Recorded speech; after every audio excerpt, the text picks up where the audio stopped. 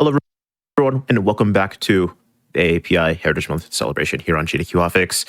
Up next, we have a bit of a longer game after the rush of just 4 non-stop short games, but we have A_variety_pack here with BioShock Infinite, if you would like to introduce yourself.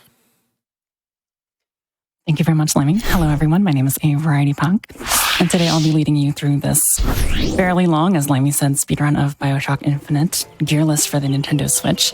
There's a lot of stuff to actually explain, so why don't we just go ahead and get started. Time is going to start at a very interesting point. I have to select the difficulty, and then time will begin as soon as Elizabeth begins speaking. It can be a little bit difficult to time, despite being a speedrunner myself, so let's see if I can get it down. Let's start time in 3, 2, 1, go. Booker. I was close. I'll take it. Are you afraid of God? All right, so thank you very much for the good luck. I'm afraid of So this is BioShock Infinite. It has been shown off on GDQ facets several times. Most relevant, I guess, for me is my performance of this in a Fate Halls event a couple years ago. It is very hard to believe that it's been a couple years.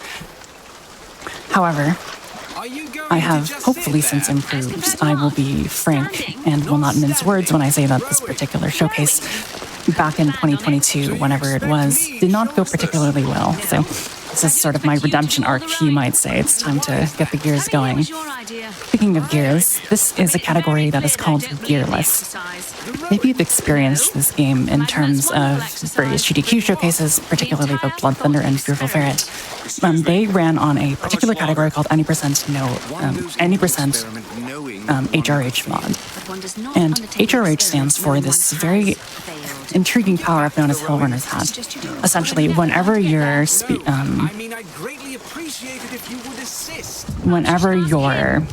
shield is broken, you gain a significant burst of speed. It is required for many tricks and is just generally a fantastic movement ability.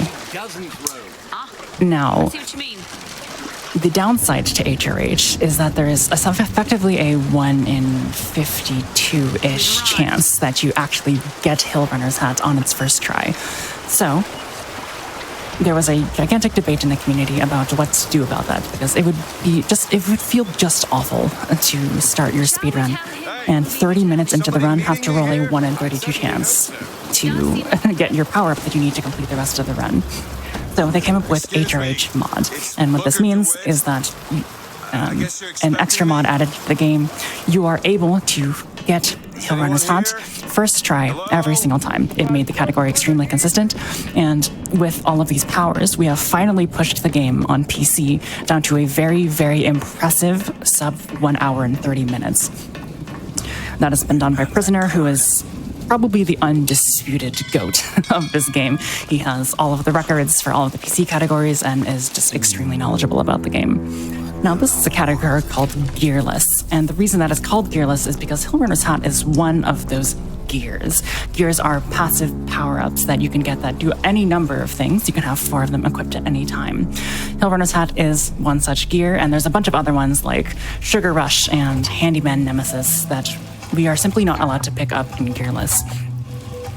However, the reason that Hillrunner's Hat mod is interesting for the Switch version is that we don't exactly have access to that mod. So for that reason, Gearless exists as a way to sort of put everyone onto a level playing field. It lets everyone on console runs experience the game in a very highly technical way. It doesn't require this RNG roll of 152 every single time for you to get this extremely useful power-up. All right.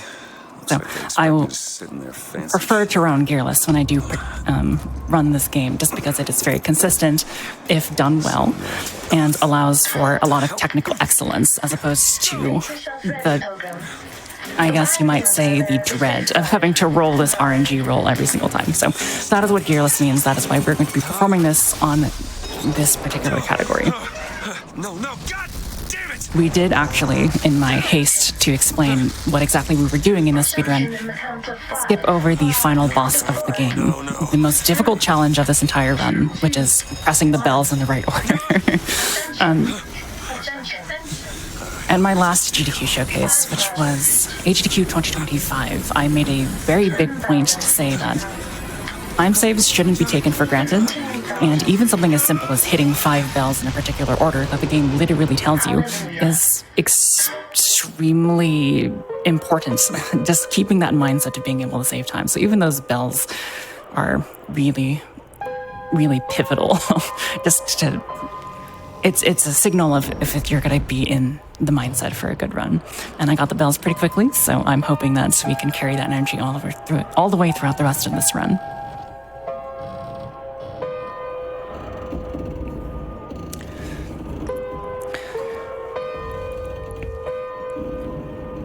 One of the other benefits afforded to the PC is that it has an extremely high frame rate. As you might imagine, on the Switch, we don't exactly have access to a ton of frames. We are effectively capped at 30, sometimes even less than 30 if the Switch console decides to be a little bit finicky. I believe, and I could be very wrong on this because I don't run this game on PC, but I believe that you are required to have at least 300 frames to run this properly on the PC to get all of the necessary skips to make it as optimal as possible. As you might know, I'm not capable of overclocking my Switch to meet 10 times its particular frame limit, so we will have to find other ways to skip things. Most of the big skips in this game are actually still possible. You just have to do them in a bit of a circuitous way, and I'll make sure to mention all of those different ways as we go along.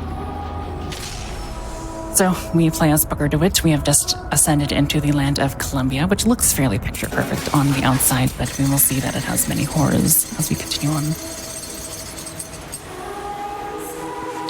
Alright, we exit this little ship.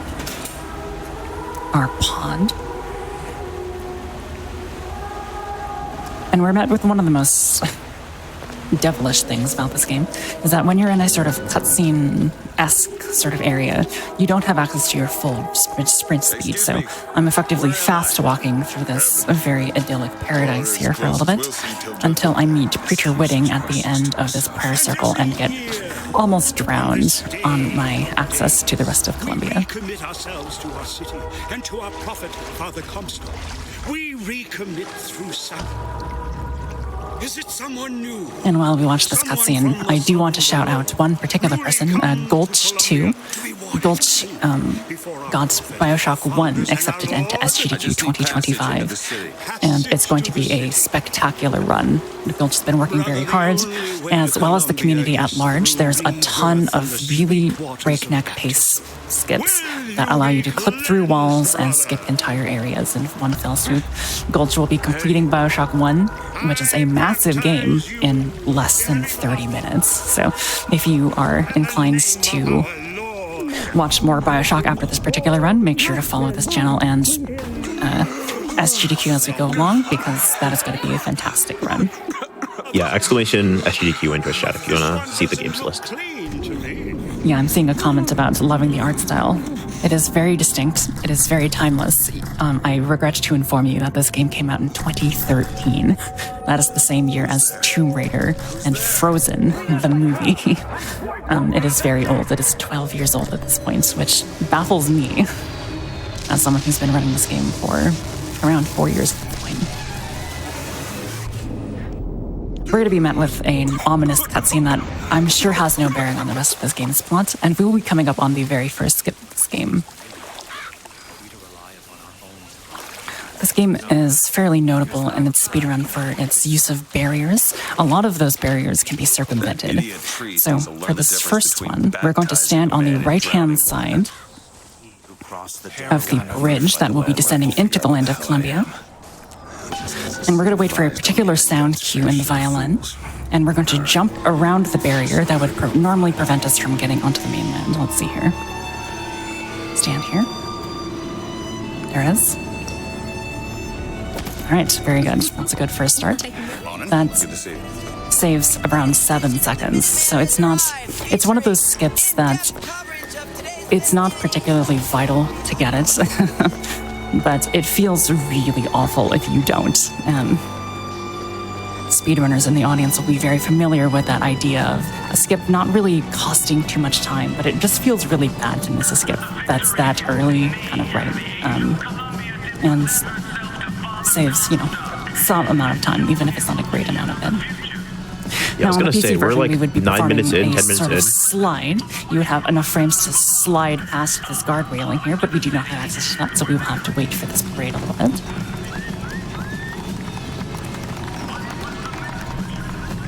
I totally forgot about this parade like existing. However, we can expedite the process a little bit, even if you're not able to actually slide through the cutscene. As this bridge is going to be rising, we're going to jump over the barrier and not be good citizens. We will be slightly chaotic in the way that we jump over it. The collision for the ground exists throughout the entirety of that segment, so we don't exactly have to wait for the bridge to rise and then walk through it. Even though it looks like the bridge is rising, you're just allowed to walk on top of it. Telegram to do it. Now, if you are very familiar with this game, you will recognize a cutscene that is very, very shocking when you first play this game. We will not be watching that cutscene. We have a very easy skip, actually, that saves a ton of time and prevents us from having to watch that cutscene, as well as perform all of its associated tasks. This is called Raffle Skip, and it's very, very simple. If you have any desire to try to speedrun this game yourself, this is definitely one that I would try first because it makes you feel really cool when you're first running this run. Instead of getting possession here, we're going to jump a couple times on this awning, and none of this stuff in the background has any collision, so we are currently out of bounds, and when we jump off this final corner, we will have skipped the entire raffle cutscene and all of the fights, including the one against the firemen in this area. Thankfully, there are no doors, there are no enemies, and we are allowed to simply waltz into the Blue Ribbon restaurant to continue the run.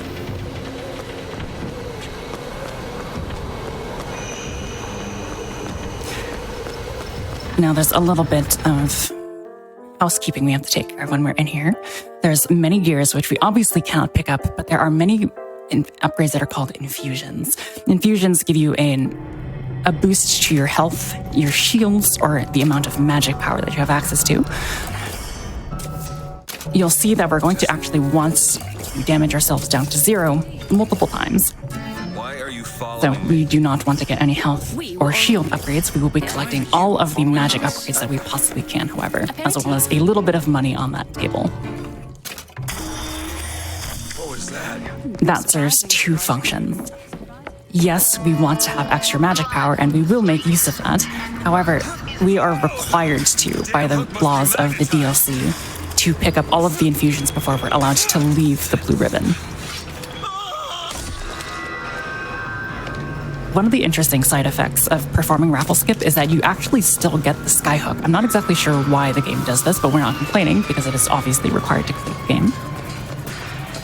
And we also don't have Devil's Kiss, which is our first magic power. Thankfully, when you pick up a figure, any magic powers, in an area that is not the initially intended one, what happens is you don't actually have to watch the associated cutscene of that vigor. So, for example, when you first pick up Devil's Kiss after you complete the fireman in a vanilla playthrough, you are forced to watch this excruciatingly long cutscene where your hands burn and your skin melts, and it's just incredibly unpleasant. So, by picking up Devil's Kiss in that small house there, we do not have to watch that cutscene. For 2 good reasons. 1, it's a fairly disgusting cutscene, and 2, because it saves us some time. We're going to be picking up 5 further infusions throughout Columbia. One of them is going to be directly on this table.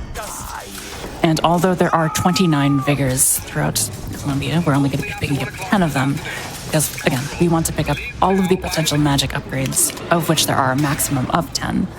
And not any of the health or shield upgrades. We will be complete with collecting all of the necessary vigors by the time that we are done with the first third of the game.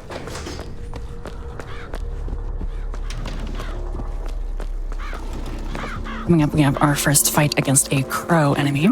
If you are familiar with the Houdini splicers in BioShock 1, they are essentially a physically attacking version of that. They are not particularly smart, though, so what we're going to do is run up to the enemy and prepare 2 fireball traps and place them on this flower and hope that he runs into them. We can sort of manipulate him to do so by looking at that magic salts power upgrade, or I guess refill, And normally he drops a vigor called Murder of Crows. But again, we do not want to pick up the vigor in the intended location because it will force us to watch a cutscene. We will be picking up Murder of Crows a little bit later on. It will be in a time where there is no associated cutscene for it.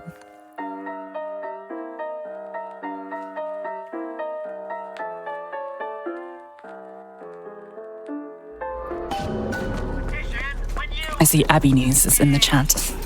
Abby was I believe she was my commentator for when I performed this on Fatals the first time. So it's nice to have a bit of a reunion, even if from a large distance.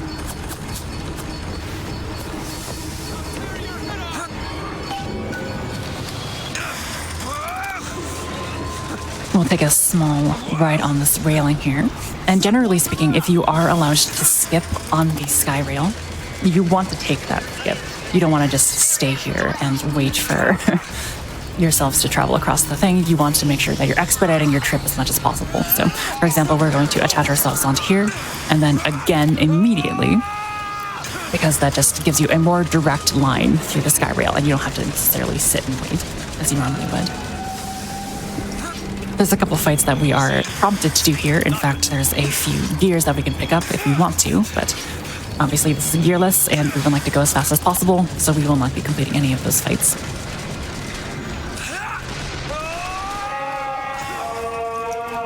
I'm seeing a question in chat about not being able to progress without fighting. There are some fights that indeed prevent you from progressing without fighting. At the very beginning of the game, as you have astutely noticed, there are essentially no fights that are required.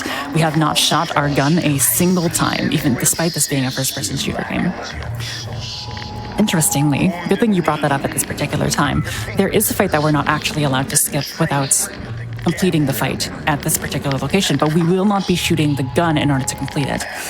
In fact, we're actually going to throw a few fireball traps into this doorway over here. What this will do is when all of the enemies decide to actually spawn, they will be blown up instantaneously, and the game will consider that to have been a completed fight, even if there are still enemies around.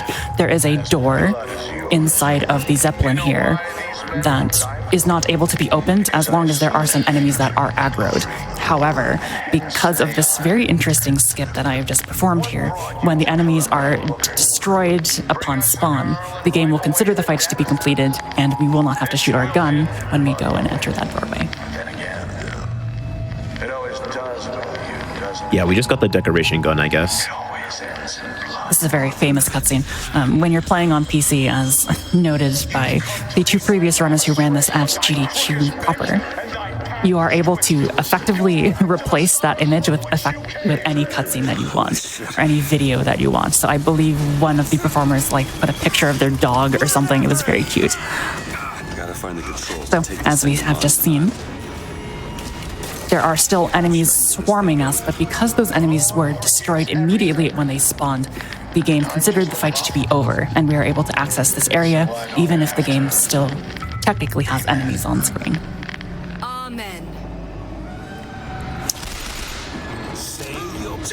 Take a little bit of extra ammo as we make our way to Monument Island. Drop down and continue to do those sort of sky rail skips that we were talking about.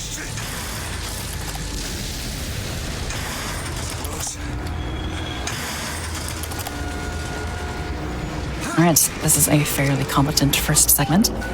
And now we're moving our way to Monument Island. I have a bit of a theory about this area. There were intended to be significantly more fights in this area. There are actually 0 fights. This is essentially just a long walking simulator. Unfortunately, we are not going to be done with the walking simulators quite yet. There's one at the very end that's fairly lengthy. Why they got her locked up in this place? However, I have to surmise that there were some cut contents because this is a very large area with very important story implications. So we will just be waltzing our way through Monument Island here, which is the place where the girl that we are instructed to rescue is being kept. One more infusion hidden behind this desk here. And we're going to be met with Elizabeth and her ability to open portals into other dimensions known as tears. So, Lemmy, if you got any announcements to read out, now's a fantastic time to do so. Yeah, for sure. I just want to mention to everyone in Twitch, if you like GDQ, it might be worth applying to be the next prize assistant at our mainline events. You can go to gamesoquick.com/jobs and apply by May 11th if you're interested in that role. It's what if you're a big mainline watcher, it's what Game and Shout was doing. If you're curious, where we have, or I think it was Game and Shout. Anyways, yeah, we had someone on screen who was talking about the prizes, being a prize wizard, something like that. Very fun, very cool. Plus, you get to interact with all of the GDQ staff, and we're all super cool and super fun to work with. So, might be worth applying to that. Also, like I said, SGDQ is coming up! Exclamation SGDQ in chat. There is BioShock 1. If you're enjoying this run, you want to see more BioShock, you can watch that at the next mainline event. And a lot of the people who are in this event actually did get into GDQ with things similar to what they're running, or just the exact runs that they're doing, actually. So it's just worth looking at that games list. It just came out, 2 days ago? So absolutely take a look at that. All right, thank you very much. Whoa!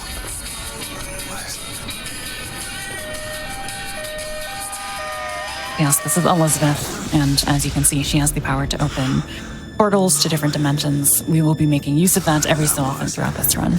I see a comment in chat asking if we must fight Lady Comstock, and the very merciful answer to that question is no. We are not required to do the very lengthy Lady Comstock triple fight in the Emporia segment of this game. There is a fantastic, very funny way to skip it, so I'm excited to be able to show that off in about an hour's time. One more observation deck that we do not have to actually watch. So I'll move to the top of the tower here and be accosted by Elizabeth, who is justifiably afraid that there is a man falling from her ceiling.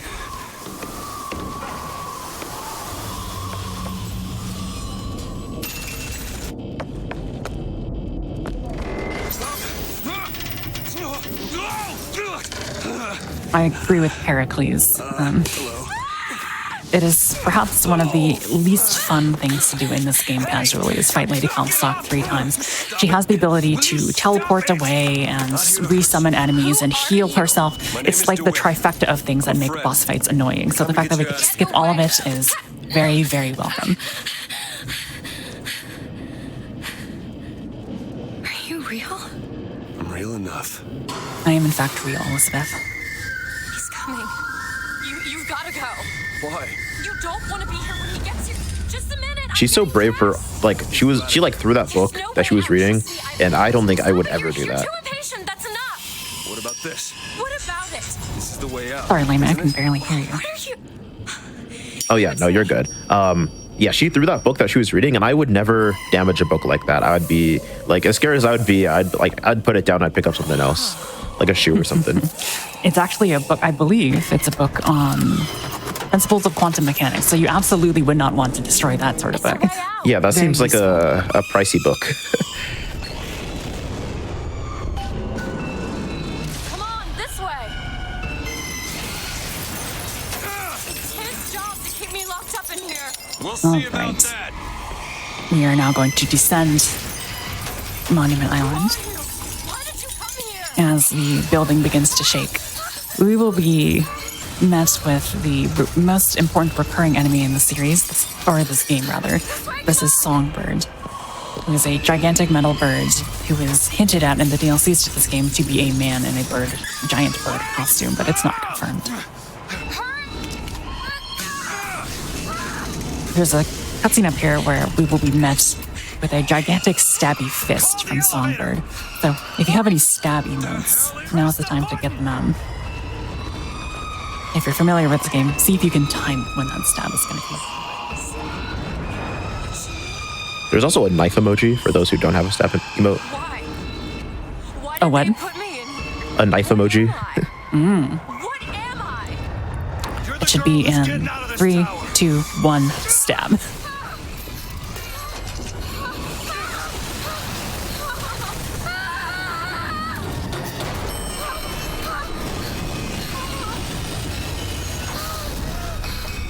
All right. This way. So Booker is going to make the baffling decision to escape Monument Island by going up the tower instead of down the tower. I'm not exactly sure what the thought process behind that was. But because we're moving up these stairs so fast, Elizabeth is going to somehow teleport directly in front of us, even though she was behind us when we were attempting to escape the first time. Which way?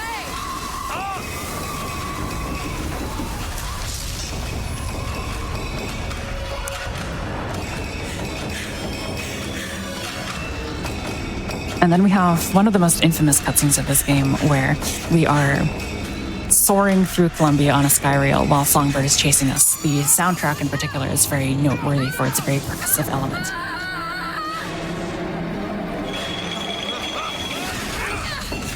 And to the question that I saw before, yes, there are many glitches in this game. They are not necessarily as glitchy as the PC version because we're running on the Nintendo Switch, which, as I said before, has significantly fewer frames than the PC version, but there are plenty of glitches to go around, I promise. A couple of really, really big ones that skip huge swaths of the game as well. And that's sort of what I enjoy running on the Switch, is that you have access to the same sorts of ideas of skips from the PC version, but we have alternate ways to do them. So it is always a treat when I come back to this game because there's so many developments happening there were a lot of developments happening with this game until Prisoner got his sub 130. So it's really, really cool to be a part of that. It is here where we learn that Songbird is extremely weak to water pressure. He's not really that far below the water, but his eye is already going to be cracking.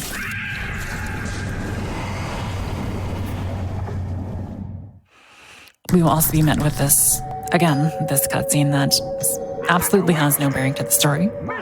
Certainly not a foreshadowing for anything.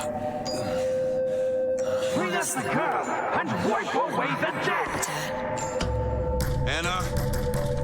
As we move to the Battleship Bay portion of this game. Now, I have to ask chat here, while we still have a little bit of time to get some answers, to field some responses.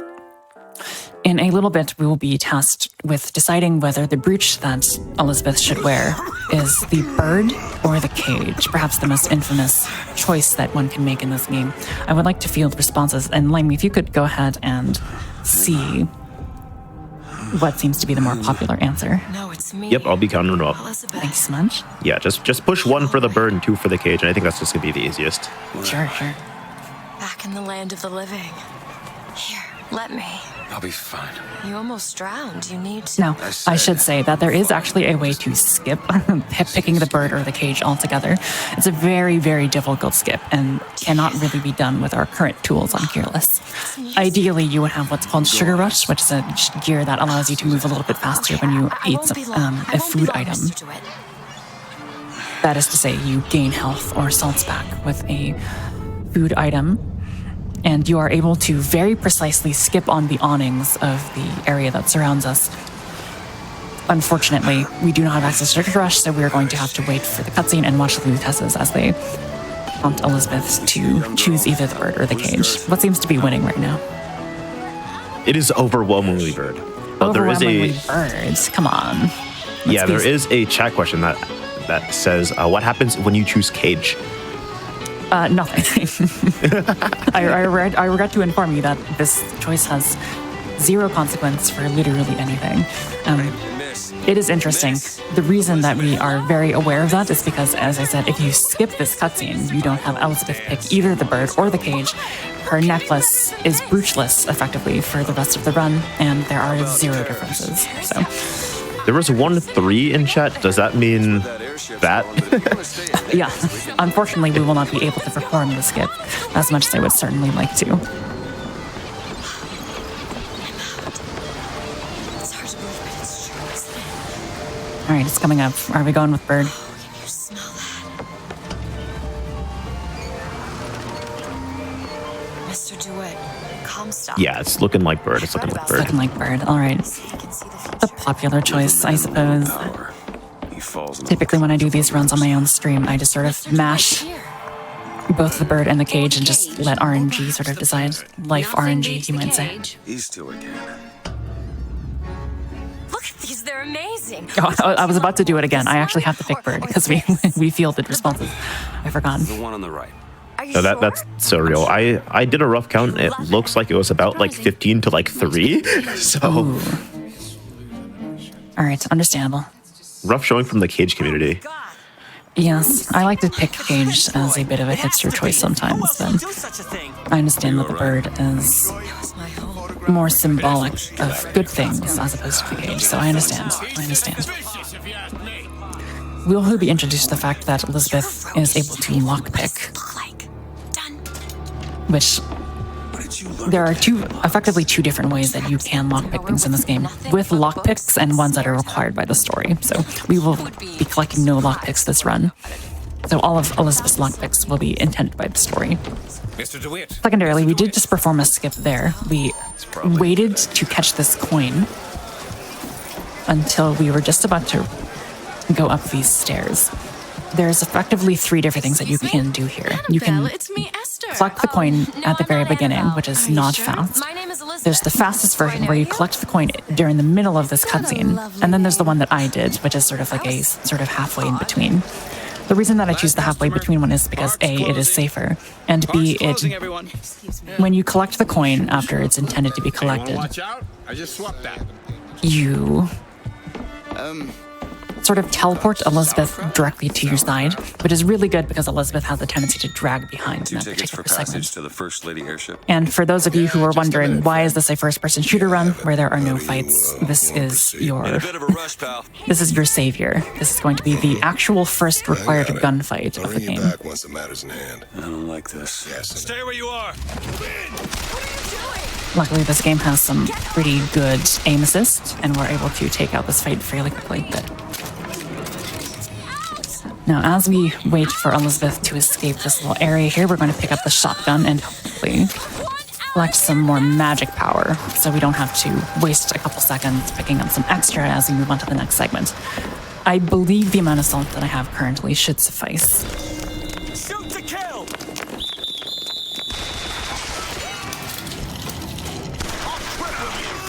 Take out some enemies here so they don't get in my way. Okay, that's definitely going to be enough salt. I picked up a lot of salts from that one enemy. Just stay where you are. Get away from me. Hey, come back here.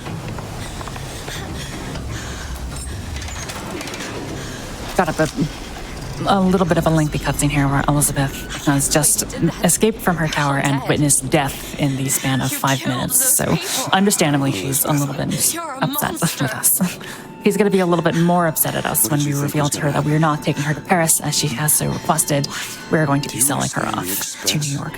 The people went Or through at least you that's locked our up in plan. that tower. You think Justifiable people crash there out, just honestly. walk away? Yes, absolutely. You are an investment, and you will not be safe until you are far away from here. What do they want from me? It's been like what, like 10 minutes, and the person who fell through your ceiling just like killed a bunch of people and is gonna like sell you off. That is, yeah, no, I'd be upset too. You're bleeding. Yeah. Come here. Because the game needs What to happened back there? continue on in a fashion that is not The last of it, is it? glacially paced, Elizabeth will get over it very quickly. So a little bit of realism there, but a little bit of anti-realism on the dismount. I suppose I best get All right, you might have, while we go ahead and load up this next segment here, I'll explain the next trick that's coming up. We're going to be walking towards a fence that is powered by this figure called Shock Jockey. We do not have Shock Jockey, so there's a very lengthy cutscene where it explains how we might get past that gate, even if we do not. But we can overwrite that cutscene just a little bit by walking backwards, prompting Elizabeth to open this gate, even though we don't have a Find lockpick. some genuine And her lockpicks, dialogue we about might be able to get this door lockpicks open. is going to be shorter Sure, I saw some than that interesting of the things on the other cutscene regarding actually opening the gate. So we're going to save just a couple seconds Who needs by a power company? waltzing backwards a little bit and preventing it, and sort of overwriting the cutscene that would normally play in that segment. Now, speaking of Shock Jockey, our main intent is to head over to this area right here. But we're going to find out that the switch that we would need to actually get to that area is also powered by Shock Jockey, which is a figure that we do not have. And this is the greatest Take a look around the boardwalk. final mystery, I think, of BioShock Infinite speedrunning, is finding a way to get Shock Jockey early without having to go to this next area, which is called the Hall of Heroes. See the future? If we could do that, we would get to completely eliminate a good 10 to 15 minutes of the run. We have not found that yet, even though people have diligently tried. So I believe the comments, you know how you can leave a comment in your runs that you post to SRC. I believe in the comments for Prisoner's world record sub 130 run for this game, the comment is Shock Jockey skip waiting room. So that is going to be our last final barrier before this game gets completely and utterly obliterated. But it's holding on by just a thread. I'm sure it'll happen someday. Just kill it. No, it'll sting me. Elizabeth. I have a better idea. What are you doing? Opening a tear.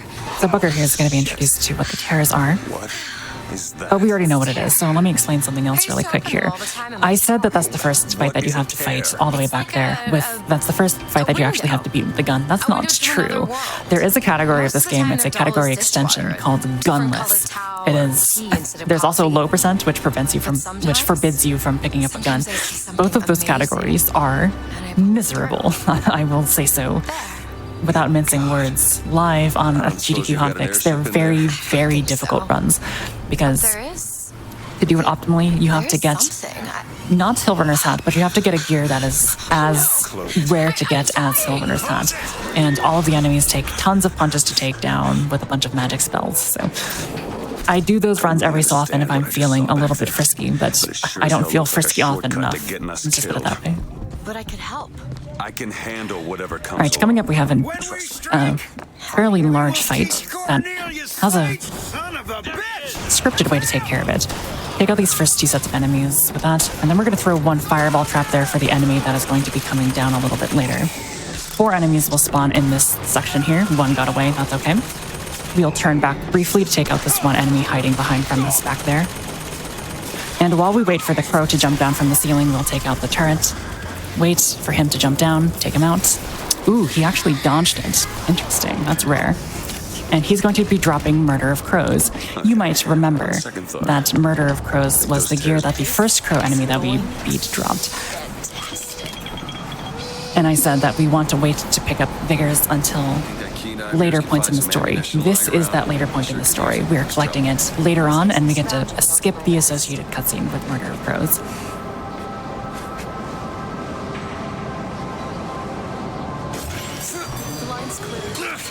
We're going to make our way up to the Hall of Heroes, which is effectively like a museum of Comstock's stolen valor.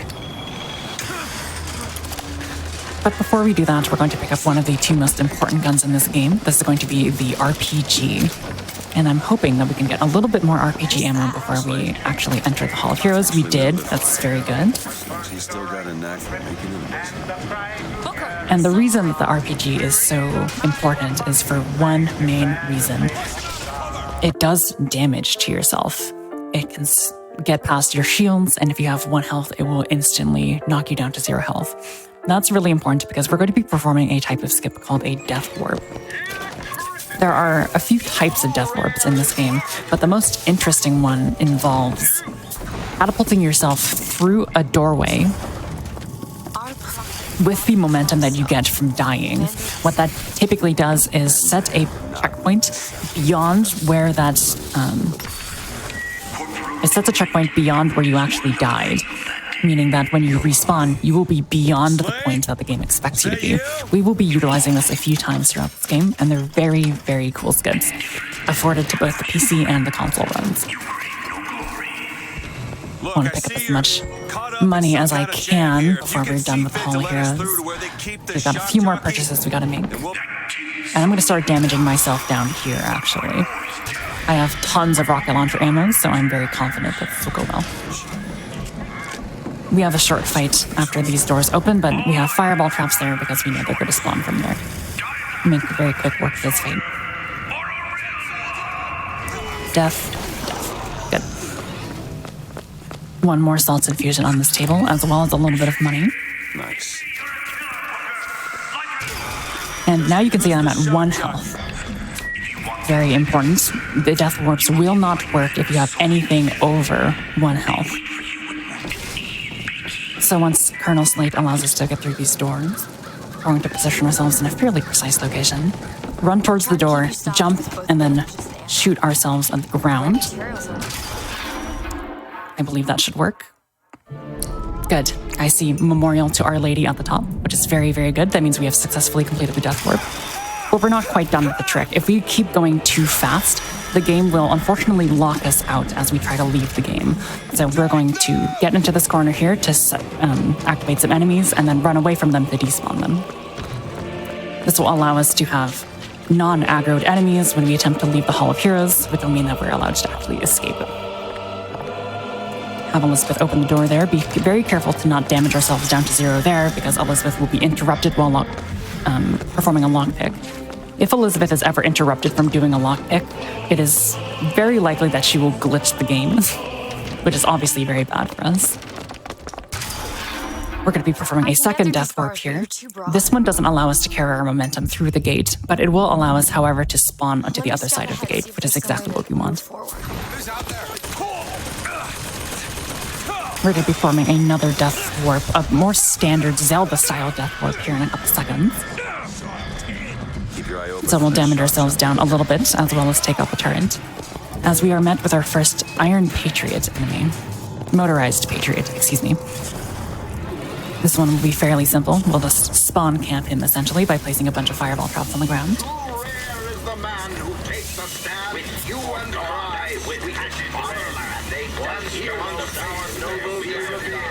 Six will be more than enough, but I want to be a little bit safe for the showcase's sake.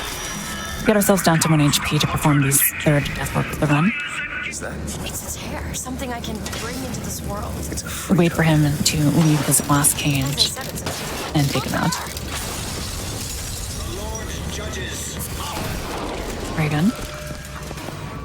Now, we will prompt Elizabeth to open this door, but we want to sort of expedite this process. We don't want to wait for her to actually open the door because that's a fairly long cutscene. So we can perform a more standard Zelda-style death warp where her animation of opening the door will be overwritten by the fact that we died. So the door will be open as soon as we actually get back to that location. The whole place is ransacked. I know shock jockey here. Slate must have taken it. Now we have a fairly lengthy fight, but because we performed that death warp, that second death warp, there are a couple advantages afforded to us. We're allowed to be up where Colonel Slate is. We're typically not allowed to be here, but because we performed that death warp, we're watching this cutscene that would normally take place here later than normally intended. This will allow us to be directly next to him, which unfortunately we can't interact with him, but we will still get ample opportunities to make use of our hidden advantage here. The first of which comes from the fact that all of these enemies for the first wave spawn in this little area here. So as soon as they begin to spawn, I'll throw one fireball and combo it into a rocket launcher shot. That should take out all of them. Good. Otherwise, we would have to wait down here for all of them to jump down, and that's obviously going to be slower. We're going to be using the figure that we picked up called Bucking Bronco here. Bucking Bronco launches enemies up into the sky, which is generally not very helpful, with the exception of that one enemy that we just killed there. That is a fireman enemy. Fireman enemies are obviously not weak to fire, but they are weak to being launched into the air, so we'll take use of that and shoot him with a rocket launcher to finish him off. We were able to throw some fireball traps on this door, which will hopefully make our fight against this Iron Patriot fairly simple. Good. Now, I want to re-impart upon all of you that we had to do all of this just to get one power-up. That is the only reason why we did any of this. If we found a way to skip Shock Jockey, this would all be skippable. Now, it is worth noting that on the PC version, all of those fights that we just did are skippable.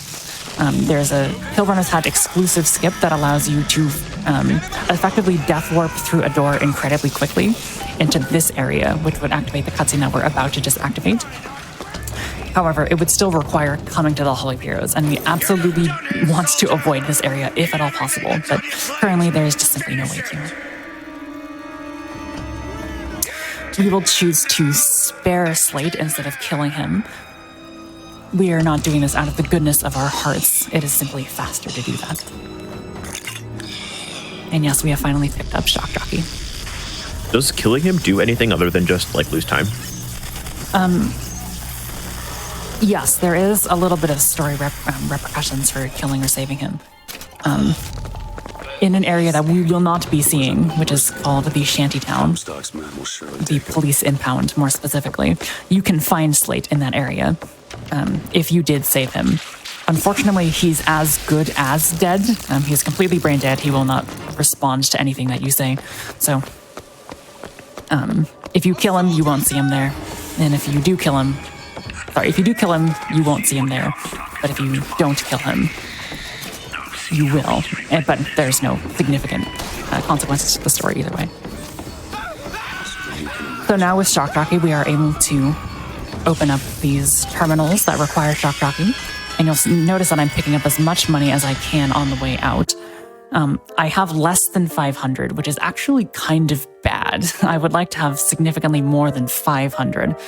So I'm going to have to be a little bit more diligent on my money routing for the rest of the game.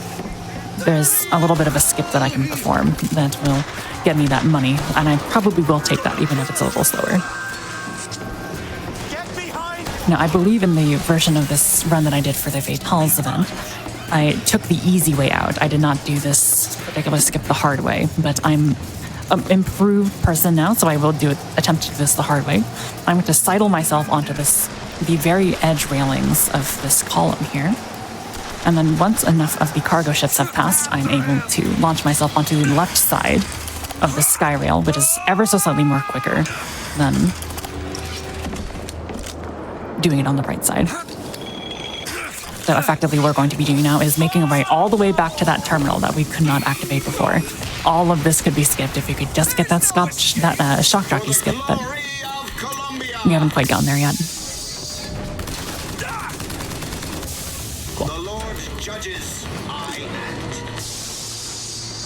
I don't think I understand how you do what you do.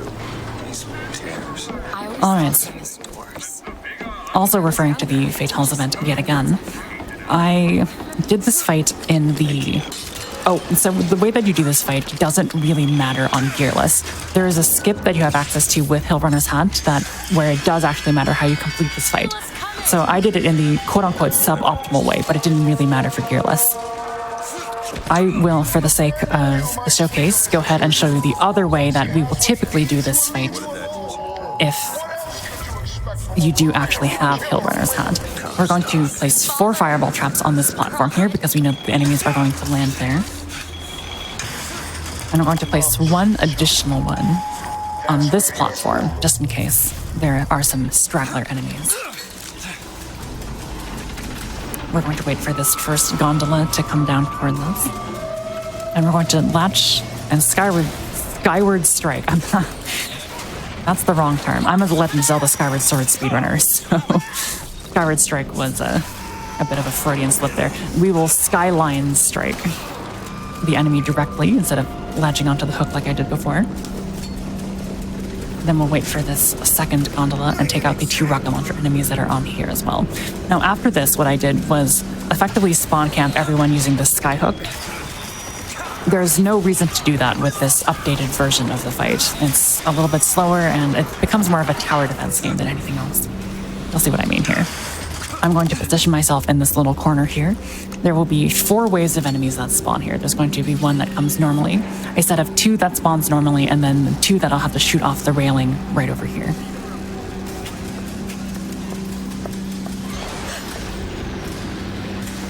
They're taking a little bit more time than I'm used to, but that's fine. There's 1. Man, they're taking their sweet time today.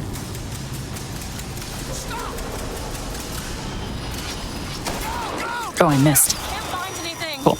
Then there's going to be a couple of them coming down to the railing on my right, so I will wait here and take them out there. There's going to be a second one as well. Good. There will be a few more enemies that spawn, but the reason that it doesn't really matter how fast you do this is because we're waiting for this gondola to come down. And there's really no way that you can get there earlier than this, so we just decide to do this the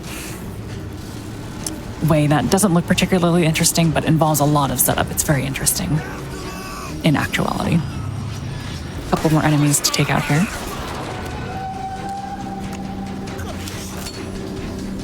No, there's one more enemy we need to take out. Fireballs did not do their entire job, but that's okay. Again, it doesn't really matter how fast we take out that first part. What really matters is how fast we take out this motorized Patriot.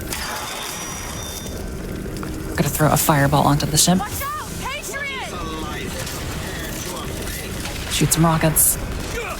And take them out as early as we can. That might go a little bit too far. Nope, that was perfect. Awesome. We're going to be performing another Zelda-style death warp in just a second here. Not before we do a little bit of an exploit here. With Hillrunner's Hat, we would be allowed to get onto this gondola a little bit earlier than normal, but we can still get onto it a little bit earlier than normal. We just have to take a little bit more of a circuitous route. We're going to jump directly on the ship, not look behind us. That's the most important thing. If we look behind us as Elizabeth is coming to unlock this door, she will actually wait for the gondola to get all the way to its proper position first. And we do not want her to do that. We want to make this as fast as possible. Select a little bit more money. I'm just over 500, which is not good. I probably will be getting that backup money here. I'm sorry. I shouldn't have pried. Where are you from, Mr. DeWitt? New York. So, What did you do we there? will be waiting much like this. until the end of this cutscene before we damage ourselves down to 0. That will spawn us at the end of this gondola ride, so we don't actually have to wait and watch all of it. That would be obnoxious. Now I owe money to men you don't want to be in debt to. I come here to pay it back. Me busting you out. What do you think that was? I really want to believe that it like wouldn't be obnoxious, but I'm like just watching your screen and I'm like, wow, I would really like this to just be over. Yeah, it would just... we would have to wait all the way up that gondola path, but performing this death warp here with 1 health left allows us to simply warp our way all the way to the top. The checkpoint is set after the cutscene is over. Take out a couple straggler enemies before we make our way to the First Lady airship. Now, you would think that everything is peachy keen. However, this is where Elizabeth is going to find out that we are not, in fact, taking her to Paris. We are going to be a little bit more deceptive, I suppose. Luckily, there's a little bit of money here. This is not the backup money that I was talking about. And that is our final salts infusion. We will be picking up 0 more infusions throughout the rest of the run. You all right? I want to see Paris. I want to see everything. It's up to you now. There's no one... Wait, what is that? 40 north by 74 west. That's not Paris, that's New York. How does one find out how to shoot themselves through a door for a death skip? That is a very good question. And I'm not exactly sure how the speedrun developed, but I think, He offered to wipe away my debt unlike in some other exchange for speedrun you. tricks that you may have heard of, that definitely came as a result of a lot of luck, this one actually made sense. When you die midair, your momentum does carry over. So I think people might have thought, hey, maybe we can use this for places that typically have collision. And in fact, it does for a lot of places.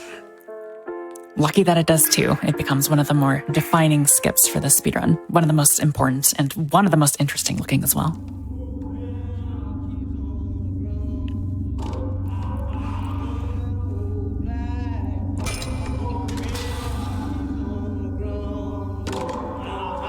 Well, we've got a little bit of time here as we wait for this cutscene to pass. So, Limey, are you excited for all the interesting SGDQ 2025 runs? I'm so excited. I'm a little bit biased because I got a run-in. I'm running Quake for that. I'm super excited. But also, just in general, whenever the games list comes out, I'm excited to just see a lot of like my friends on there, right? Like last GDQ, you got a run-in, and I was excited about that. But it was a little too early for me because I was busy, so I couldn't watch it in person. But I did end up watching the VOD, and that was great. And I'm like particularly excited for like Zello, who is running tomorrow, actually, for this AAPI Heritage Month celebration. He's doing a Pump It Up showcase here, and for GDQ, he's doing a longer one. So that's definitely like worth checking out. Caused a mess of trouble at the raffle. Yeah, correct me if I'm wrong. I believe that the second submission period or something for that effect is open. Yeah, that's gonna be open until the 7th. I'm like thinking, yeah, the 7th. Listen, I ain't looking for a fight. Yeah, so that's for games released after February 20. Hold on, this is 25. So it would be the 28th. Yeah, it's the 28th. Okay, to figure that out. But yeah, games released after then could be submitted. I know that there's a few new games. People have some submissions cooking for that, so I'm excited to see what gets taken. Yeah, that'll be super fun. Yeah, one thing I'm super excited about is Bowpath of the Teal Lotus, which got in. Get our guns from him, and you shall have your ship back.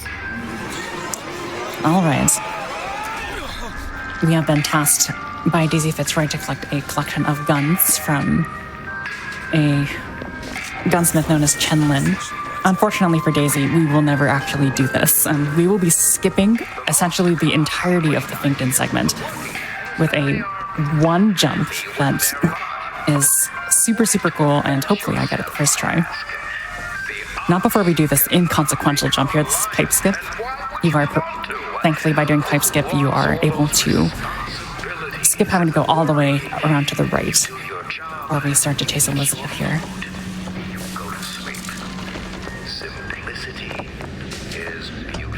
Get out of here, snipe.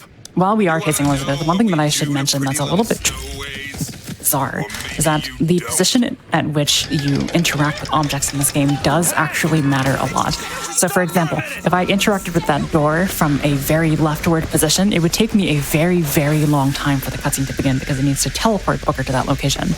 If you run to that location first, position yourself with the correct, I guess, sights, and then activate the cutscene then,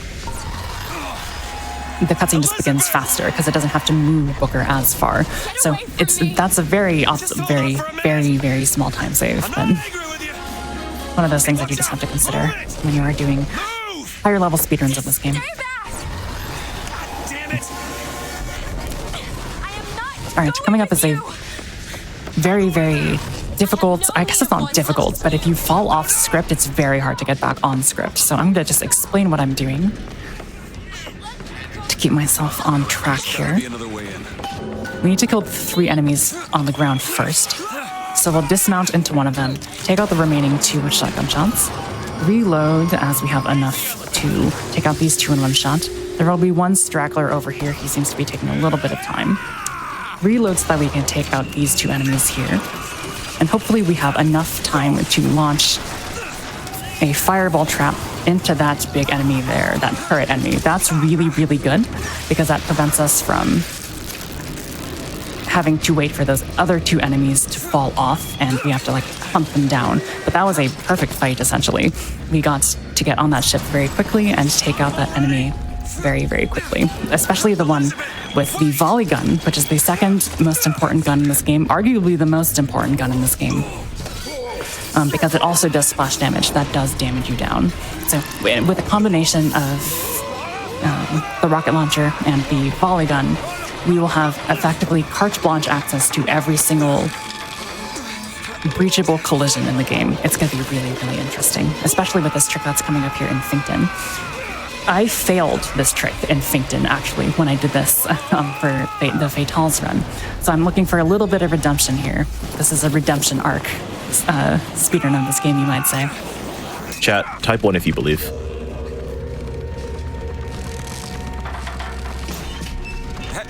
Hey, I'm slipping. Do not attempt to follow me, Mr. DeWitt. Elizabeth, I've made an arrangement to get our airship back. You can get us out of here. Yes, I just need to supply enough weapons to arm an entire uprising. Elizabeth And where is... will we get these This is weapons? probably From the one of our extent many friends to and which allies? Elizabeth is upset at us for lying to her. Just a little bit of chastising, You're a liar, Mr. DeWitt. And a thug. but that's okay. you're also my And only here's actually where we're going Paris. to pick up that backup money that I was talking about. Typically, you would need lockpicks to access it. You would need lockpicks to access this locked door into this gondola. But I don't know if this is intentional or not. You're able to actually just walk on the edge here and pick up this silver bar that's right there, sitting right in the window. And the reason I know about that is because we use that for the all collectibles runs of this game, which are also very, very fun.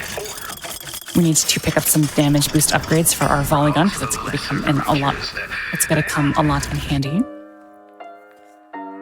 As I mentally prepare myself to hopefully not mess this trick up, I will sort of explain what I'm going to be doing just to keep myself in line. That would be your gunsmith.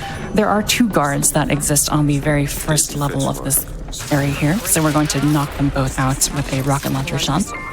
Make sure to reload so that we have as much rocket launcher ammo available to us as possible. Place 2 fireball traps in this corner so that when reinforcements come, they are destroyed immediately and we don't have to deal with them. Then we're going to prepare 1 more fireball to take out an enemy that's going to be coming at us from that direction. And we're going to be using our volley gun to take out the remaining enemies here. Not quite what I wanted, but this should be fine. Take ourselves out with the volley gun, and we have thankfully done enough damage to ourselves to allow this next cutscene to be skipped. We skip this cutscene by performing Death Warp here, He must have worked. which allows the elevator to spawn all the way up. And then I'm going to be death warping myself through the back of the elevator. It's going to look a little bit strange because it looks like the elevator still has collision, but it's fake collision. We are actually allowed to surpass it. After that, we're going to perform a very particular jump, but I need to actually get the skip first. Let's see here. And get ourselves. Wait for a very particular timing to stop holding forward. There it is. All right, we are now out of bounds. Now, ideally, I jump off of this, mash myself into the side pillar here, and then land on this railing here. Perfect. All right, redemption achieved. Let's go. All right, what this does, if you've played this game, is it skips all of Finkton. We will be doing none of the Finkton things. We don't do the Good Time Club. We don't do Shantytown. We don't do the Police Impound. We literally do none of it. It's such an amazing skip. It is obviously made easier with Hill Runner's Hatch because it gives you more distance, but it's absolutely not required. The fact that it is still available to us gearless runners is one of my favorite things. All right, we don't actually have to take out these enemies here, but I'm trying to be a little bit safe since as you can see I have 0 HP essentially. And we're going to be performing 1 final death warp through this gate. Because we performed the Finkton skip, the game does not know where to reset us, so it just resets us in place, which allows us to get through that 1 gate's collision. Yeah, lots of love in chat for getting that skip. And even a lot of Thank you very believers. much. Yeah, that skip is very daunting, and it's daunting for a couple of reasons, the main one of which is that if you fail it, the checkpoint system in this game is fairly, how should I put it? It is devious. It is unforgiving. The checkpoints in this game are not very logical, so if you fail that skip, you are required to go all the way back to the top of Finkton. You have to do all of those fights over again. So missing it does lose around 2.5-ish minutes, which is why my estimate is what it is. It doesn't need to be this high, but that skip in particular is devastating if you miss it.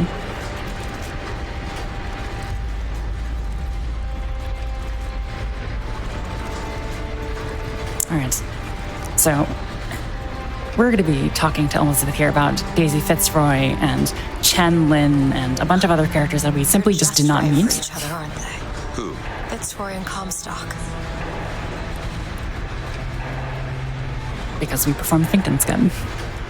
That is probably the biggest skip in the run, but the second biggest skip, which is skipping all of the Lady Comstock fights, as we talked about before, is the second biggest skip, and that's coming up in a few minutes here as well.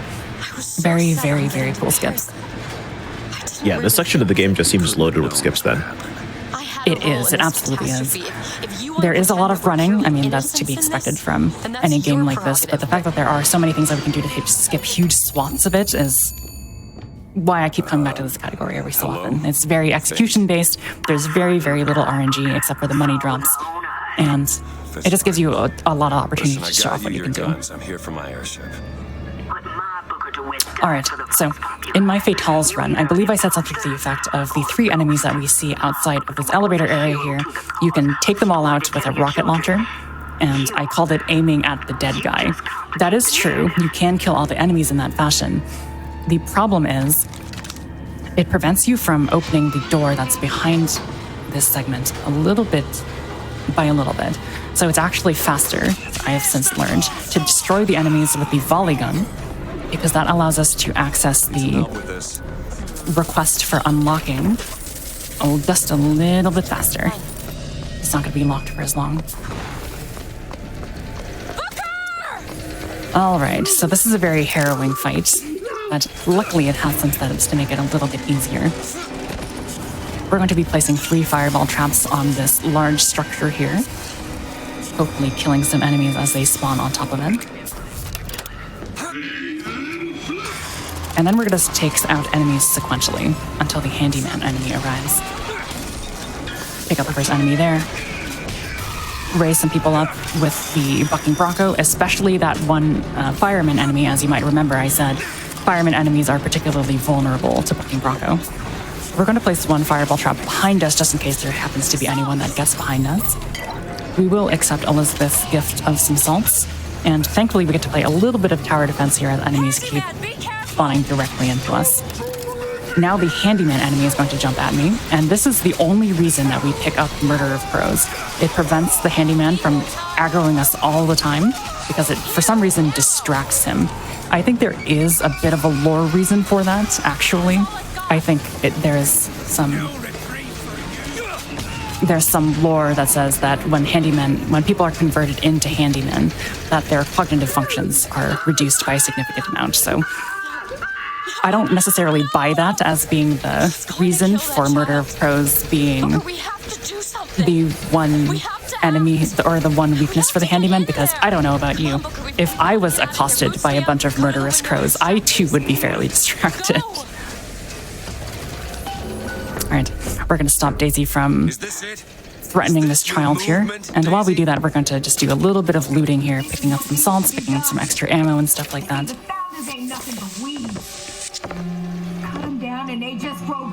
And then we'll make our way to the 3rd portion of this game, which is the Emporia segment. That fight went really good, by the way. I'm not just tooting my own horn. The fact that enemies can spawn on those very particularly placed fireball traps means that this fight can go really quickly because all of the other enemies will just come and attack you regularly. There is one thing that can happen that's extremely annoying. People who watch my streams will know it well because it's probably one of 2 glitches that I encounter in my speedruns that like legitimately make me rage. Every so often, there's an enemy that can just either get lodged in an area that we cannot reach them, or he just despawns and we can't attack him. If that happens, you cannot complete the fight. The game will always consider you to be aggroed with other enemies, so you can't actually access the Daisy Fitzroy cutscene. When that happens, you are forced to reset the fight or reset your entire speedrun. Doesn't happen very often, but when it does, it is absolutely devastating. It does not feel good at all.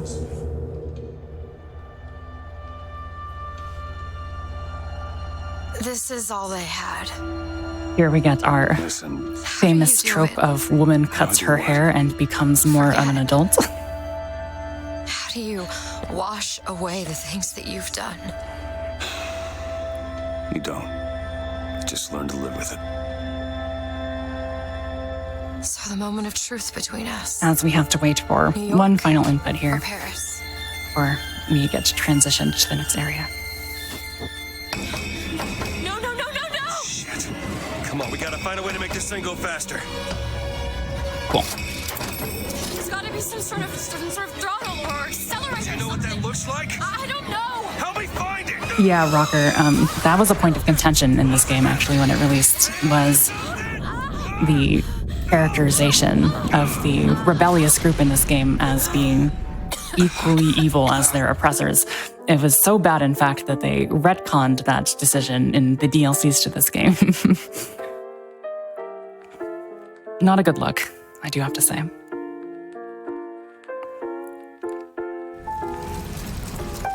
If you're wondering how they did retcon it, I believe it's something to the effect of Try again. Hold on. Here you are. Daisy had to get Elizabeth to kill her to make the revolution work. So she wasn't threatening the child. She was sacrificing herself for the benefit of her revolution, which Stop it! You don't know what you're fair enough, I suppose. But I love game DLCs where like the biggest feature is the power of hindsight. yes, exactly, 100%. The instrument was not. One needs both to get his attention. But if you know how to sing to him, He will take you where you need to go. All right, coming up, we have a bit of fight skip.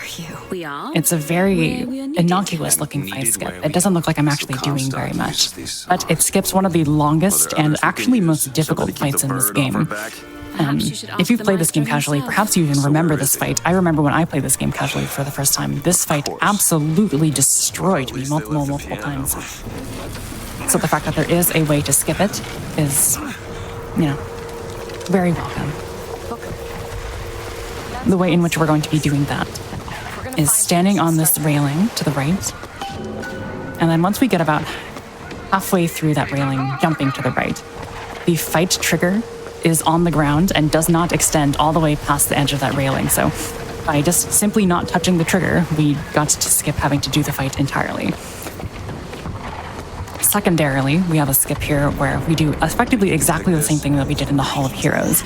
We're going to instruct Elizabeth to open the door, but by going far enough away, we can prompt Elizabeth to open the door immediately instead of having to wait for this cutscene where she's talking to us. all I have. Fed me. Brought me books. Now, I did not show off this skip at Fate Halls because it's a fairly difficult skip, actually. But I will attempt it here, even though it is a little bit tough to get. What it involves us doing is jumping off this railing at a very particular time as the enemies are spawning in. This will make it so that certain enemies are not aggroed, first of all. And second of all, it makes it so that they don't see me when I'm trying to unlock the door, as I'm sneaking around to unlock the door. So let's see if I can get it.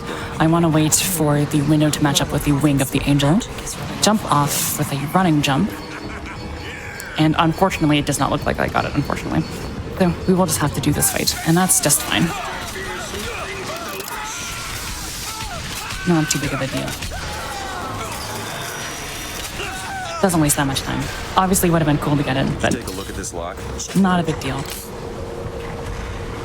Just wastes a few seconds as we wait for Elizabeth to unlock it.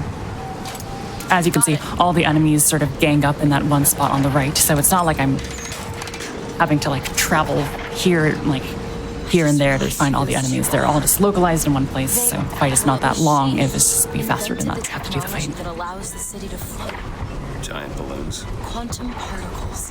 Suspended in space-time at a fixed height. All right, here we're going to be introduced to the concept of quantum mechanics. I am no scientist, but from what I understand, it's not a particularly robust description of quantum mechanics. But I don't. You sure? Something tells me they're not exactly what they appear. That's not the subjunctive. I don't think the syntax has been invented yet. It would have had to have been. Had to have had. All right, and as we make our way into this next segment, we're going to be performing 3 fairly large skips in quick succession. So I hope you're ready for Each other that. sentences. Exactly. It would be odder if we didn't. How do you suppose they manage that? I'll get back to you after I figure out the floating city bit.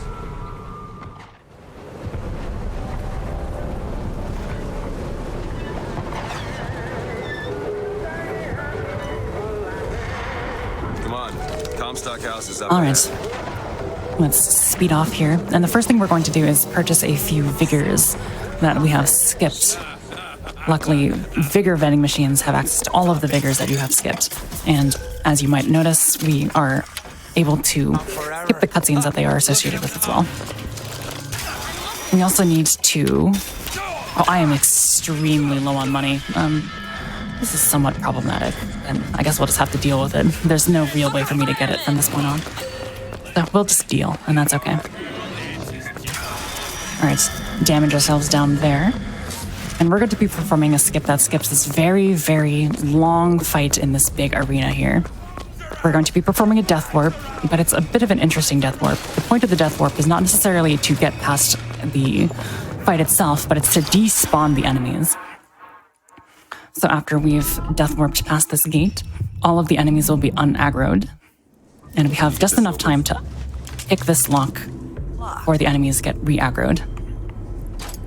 Ready. Very good. Then we get to undertow these two enemies out. I actually did want to catch that ammo. That's okay though. These lock will pass through. Won't be able to return. And then we have a bit of a lengthy cutscene here while we get accosted by Songbird yet again.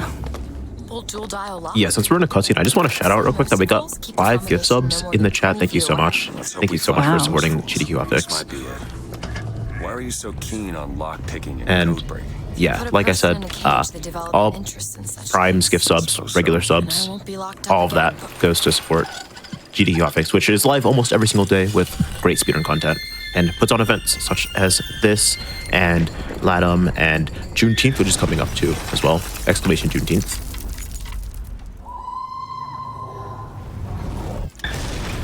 Yes, thank you for the support, especially for this particular event, which is obviously impactful to me, but I think is a great way for GDQ to sort of highlight those different identities that make up the speedrunning community at large. The fact that we have so many different kinds of events to do that, both with Hotfix and with other special events, is really, really cool. So thank you very much, GDQ, for offering the opportunity to so many people to do that. That's really, really cool. Will stop him. That is an oath you cannot All right, keep. so coming up here, we have Promise a me that if skip it comes to that prevents us from having to do this very, very long it, you fight will in the not first Emporia let him segment. take me back.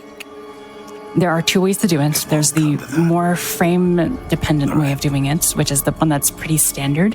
It involves being on top of a gate and then sort of forcing your way through the gate by aiming down your sights with high enough frames. That is possible on the Switch, but it is frame-dependent, and because the Switch frames are just so... how should we say it? Finicky, not consistent. We're going to be doing it the way more consistent way, and in my opinion, the way cooler way as well.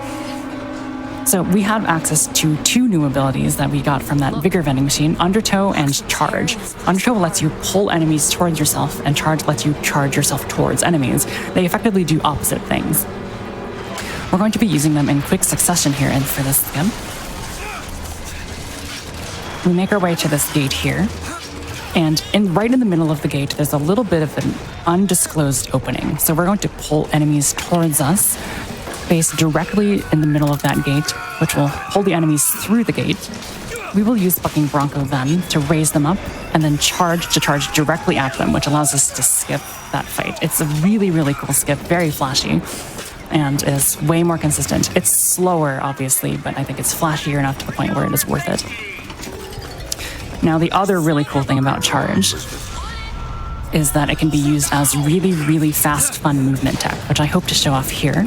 We have enough charges for it, so that's really, really good. Yeah, this is not going to be enough money, unfortunately, but that's fine. We're just going to be a little bit weaker. All right, here is that cool movement tech. Charge towards that guy, charge towards that guy, and then charge towards that guy. I really wish there was a New Game Plus version of this game, because starting this game with Charge would be a total game changer, but unfortunately, such a thing does not exist. And now, the moment you've all been waiting for, the Lady Comstock skip. If you are familiar with this game casually, you will know that there's a very long and involved segment in this game where you have to defeat the ghost of Lady Comstock 3 times in an extremely excruciating boss fight. However, that death warp through that gate allowed us to reset our respawn checkpoint past the gate. However, if we touch the ground at all in this little segment here, that checkpoint gets overwritten to be in bounds. We want it to stay out of bounds, so we're going to play the floor's lava here just a little bit. And then after that, we're going to jump twice to meet the left-hand area of the segment, which allows us to skip that Comstock gate. That allows us to get to the Comstock House Asylum area without having to do any of the Lady Comstock fights. We don't even have to meet her. One of my favorite skips. It's super, super cool. It skips a lot of time, which makes Glitchless feel like a slog in comparison, quite honestly. And it's just really flashy looking. I like to say the floor is lava, too. Harking back to old playground games.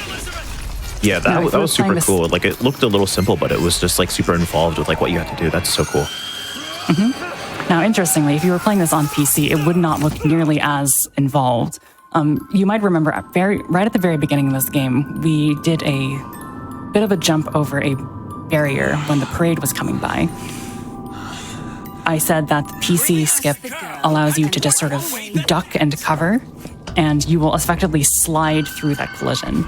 You can do the same with that Comstock gate as well. If you're playing this game on the PC version, you have enough frames to simply slide through the gate. You don't have to do all that other involved stuff with playing the floor is lava and damaging yourself down through the gate. But like I said, what's really interesting about Gearless is that you have the opportunity to perform a lot of the skips that any percent on the PC does, just in a different way. And I think that's the fact that we have so many different ways to do it makes this speedrun feel special. It just feels a little bit more accessible, I guess, more than anything else. Oh, there was a second stab there. I should have warned you. You could post your stab emotes again, but unfortunately I missed that timing a little bit. All right, interestingly, there is a way to skip this cutscene, and if you do, Elizabeth was actually going to stay with you through this asylum segment, even though she's supposedly supposed to be being tortured at this current moment. All right, we will make our way to the asylum segment, and you will be pleased to know that we actually get to skip most of the asylum segment as well. This is a very long segment that involves a little bit of stealth and a lot of very annoying enemies that have tons of health and just will eat your ammo because you don't really get to replenish your ammo in this area. Thankfully, all of that gets to be skipped over with what we appropriately call asylum skip. We're going to be using charge, actually. One of the benefits of charge is that it allows you to skip through areas, assuming that you cross some sort of void plane. Obviously, void planes typically work when you jump from upwards to downwards, but it does not activate if you're using charge and you're going from downwards to upwards. So we're going to run all the way next to this George Washington enemy here. Turn around, look up into the splat curtain, and by using charge and jumping, we get to latch ourselves onto this turret and completely skip over all of the dangerous parts of the asylum. That's probably my favorite skip of the game. It is so...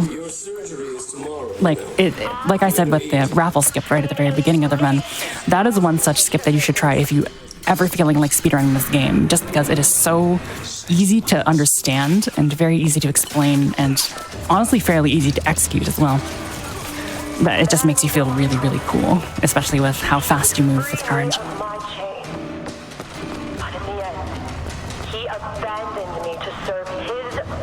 I'm seeing a message about having to avoid the siren guys. Unfortunately, this very famous jump scare where we turn around and see one of the siren guys cannot be overridden, so we will see at least one siren guy. There he is. Damage ourselves down a little bit here, so that we can perform yet another death warp.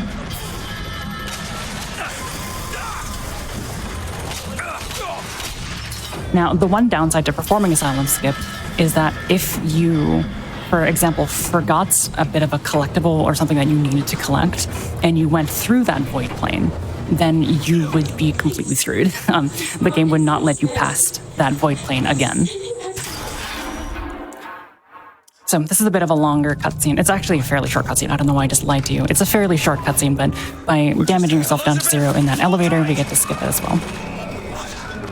It's a little bit interesting because you can't skip it too early. If you skip it too early, this cutscene with the Lutesses will not play, and you will be effectively soft-locked and have to start the Asylum segment over again. But we know when to do it. It's just after Elizabeth says the word, "What is this place?" See, Booker. The lunatics are running the asylum. They don't even listen to me anymore. All right, we are met with old Elizabeth here, who's All I going can to do tell us that she is transported watch. us to this That's what I distant set into future motion. where Slides into its terminal Comstock got what he stage. wanted and successfully tortured All Elizabeth. I had left in me. And it is our job to go Just to back to bring our you timeline here. and prevent that from happening to our Elizabeth as well. I don't understand. I heard you screaming. I was coming to get you. Are we... Here. Take my hand. Cool.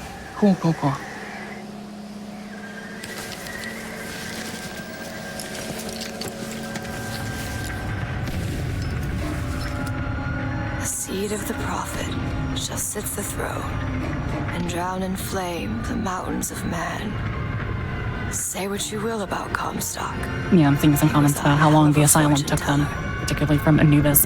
Yeah, this segment is very scary because it's supposed to be like a horror segment, kind of like BioShock 1, but there's very, very few avenues for you to replenish your ammo. So you do really feel like you're just relying on your melee and your weapon, your magic spells and whatnot. Songbird.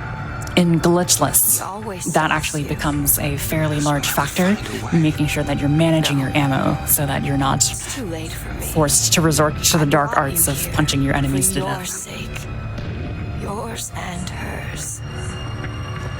Here. Here's another example of making sure that we're looking in the right place before we activate the cutscene. For whatever reason, it's very common to look at a character's neck What does it say? and have that be like the fastest possible version of those cutscene activations, but it depends from case to case. With Elizabeth, I think both of the times that we must talk to her, looking at her neck is probably going to be the fastest version of it.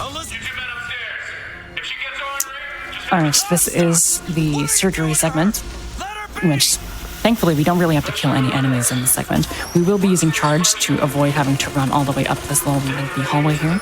Using charge again to get to the first of two siphon hallways. Deactivating the first one. And we're effectively going to be doing the same thing for the second. If I shut down those machines from upstairs. Make sure that we latch onto this guy. We might get some damage here, but that's actually good. We want to be damaged down because we're going to be performing a death warp in the near future. And after we deactivate the second of these two switches, none of the enemies can hurt us. We are effectively locked in cutscene mode.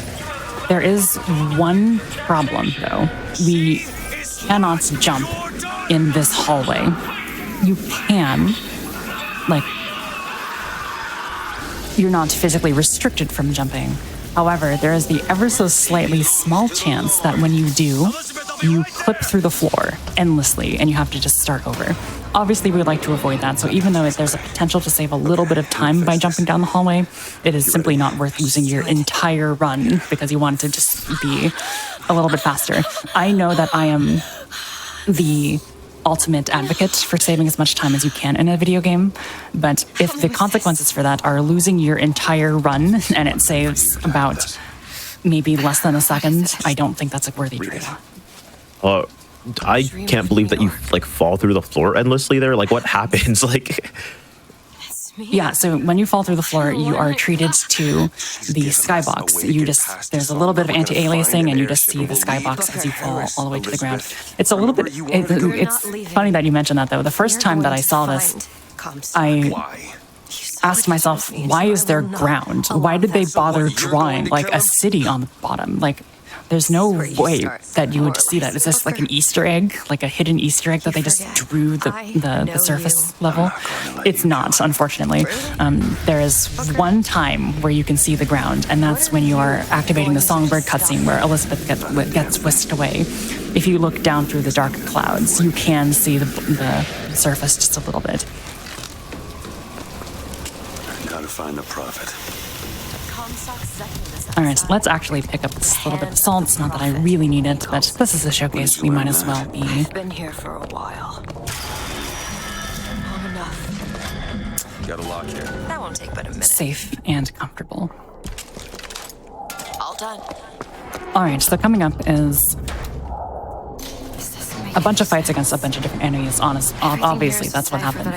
But we are going to be feeling the negative repercussions of not having enough money throughout this run. In that one vending machine that I passed on my way to perform the second Comstock Gate skip, I missed out, unfortunately, on the second volley gun damage upgrade. This is pretty significant. I mean, it's not really going to make the difference between life and death in this speed game. However, it will make the difference between PBing and not PBing. It saves quite a few seconds because the Iron Patriot enemies in particular will take 5 hits to destroy instead of just 4. So those sorts of things add up over time. Again, it's not going to make that much of a difference for this particular showcase in terms of being underestimate, but we would like to be as optimal as possible, and unfortunately we're just going to be prevented from having that opportunity here. And here's what I mean. We can make the Iron Patriots a little bit more vulnerable with our Undertow card, but we're going to have to launch 5 shots into the enemies instead of 4 to actually take them out consistently. Now, in this fight, we are introduced to a concept that is going to be really obnoxious for the rest of the run. And that is the idea that you need to take out elite enemies before you take out small enemies.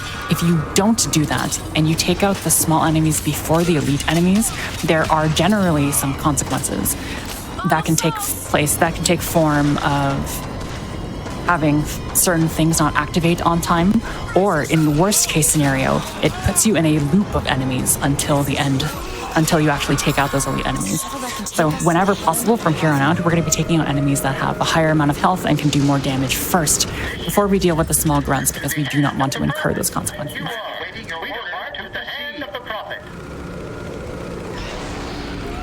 I'm seeing in chat real quick, Etchy is saying, drop variety a follow if you're enjoying the run. Push.tv/a_variety_pack. I'm inclined to agree. Do you think it's possible to redeem the kind of things Etchy would say that. we've done? Etchy is everyone's biggest fan, I think. That is exactly what I meant. Etchy is such a supportive guy. But I'm afraid of you. It's really cool and very apropos, actually, that he is one of the organizers of this event, because you can tell that he just puts so much care and really does care about this event. It's really cool that he gets to be a part of it as well. Alright, so unfortunately we are treated to a speedrunner's nightmare, which is an auto-scroller, but thankfully this auto-scroller is not extremely painful. Unfortunately, Undertow, even with its upgraded form, can only pull a maximum of 3 enemies to us at a time. There are 4 enemies on that ship, so we have to do 2 segments of what did I just do? I tried to charge onto the turret. That would not work. So yeah, we had to use 2 instances of Undertow instead of just 1 to pull all those enemies towards us. Obviously, we want to take that out as fast as possible, otherwise the second wave of enemies will not spawn. Here, though, this is probably the most boring segment of the auto-scroller. And that's because even though we take out all of the enemies on this ship, even if we take out all the enemies on those ships over there, these next segment of the auto-scroller will not happen until these ships just sort of disappear into the background. So I'm going to loot everything there is to loot on this ship before I'm heading back, because there is no consequence for waiting. And then I will wait here for the next wave. You can see that there's a little tiny ship there in the distance. It's kind of hard to see. Yeah, there it is.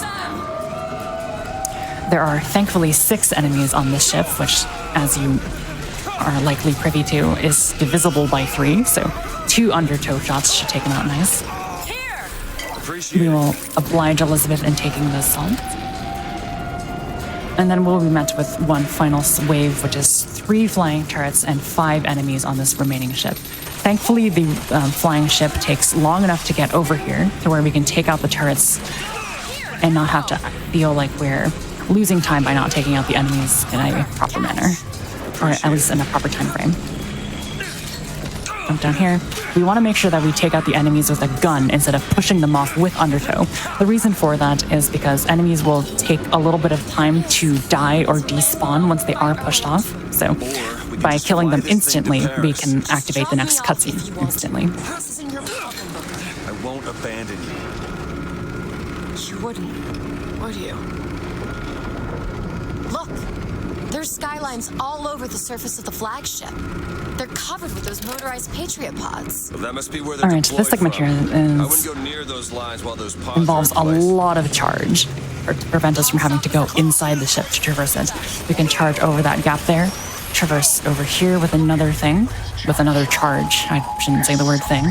This should clear up. And then hit this button. We need to take out a couple enemies while we wait for all of these pods to drop so that the sky rail is clear, but not that big of a deal.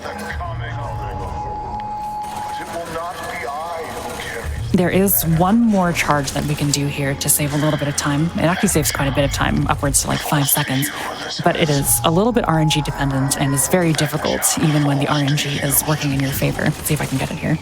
Effectively, we're going to be dismounting from this railing a little bit early so that we can charge onto an enemy that's on another level here. I did not get it. You might have seen that the enemy glowed white a little bit. That was to indicate that I had actually seen the enemy, but there was just something blocking my path, so I was not actually able to charge towards him as I would have liked. That's okay though, it doesn't use that much time. Now, unfortunately, we are required to wait until all of these pods drop. If you were playing on the PC version, there is a trick, I believe it is called a super bounce, which allows you to just skip all of this segment and get directly to the upper hangar. But we do not have access to that because we don't have enough frames to do so. So we are just going to sort of have a chill party here while we wait for all of these pods to drop. How's chat doing? They having a good time? Yeah, chat's chilling. Chat's been being supportive, said in love. Maybe, hopefully, following twitch.tv/a_variety_pack. Who knows? But yeah, chat's been great. But yeah, I want to hear directly from chat. How are you guys doing? Yeah, let's get those. Let's hear how you're doing on this lovely Saturday afternoon. Now, I will say that there is one thing that you can do that avoids most encounters with enemies in this segment. You can just you can crouch yourself here, and most enemies will not find you. But that's boring. I want to run around a little bit. I want to frolic. Chat, when was the last time that you frolicked? It could be today.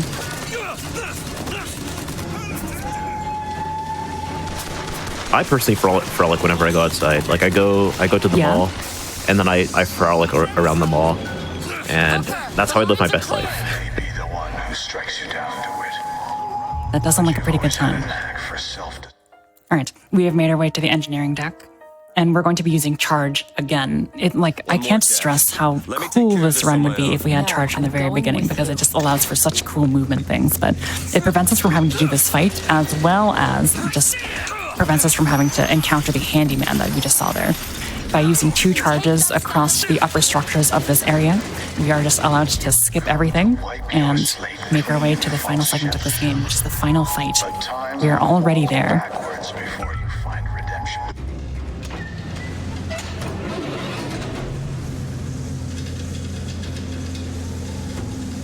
Not to bring up our biggest fan, Etchy, once again, but he did say we should have a group frolic at SGDQ. And all I'm saying is there are activity submissions open right now. Maybe if we wanted to use the Get Up room for a group frolicking session.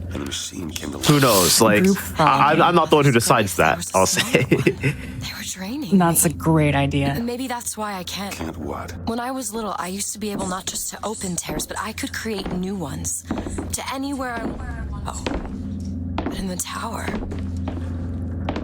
Alright, so we do have some cutscenes here to watch, but you'll notice that I took this time to damage myself down to 1 again. There is one more death warp that we'll be performing. I'm ending this. And it just obviously Booker, required us to be at 1 HP. It's between me and him. It's one that's very interesting, actually. We used to skip To do this. a segment in this final cutscene segment by effectively jumping onto the roof of this area, then performing a very, very meticulous clip through the wall.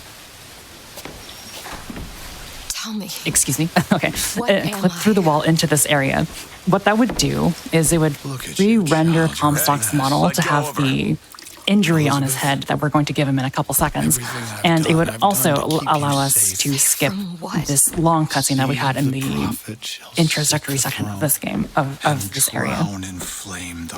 However, this death warp prevents us from having to watch further cutscenes, and it just timed out to be just faster, which is very strange that we didn't think about that as our first option, because obviously we love death warps in this game already. But I am very thankful that we don't have to do the old wall clicking method, because it was very difficult. I had such a hard time learning it. So when I learned that you could just do a simple death warp, I was very ecstatic.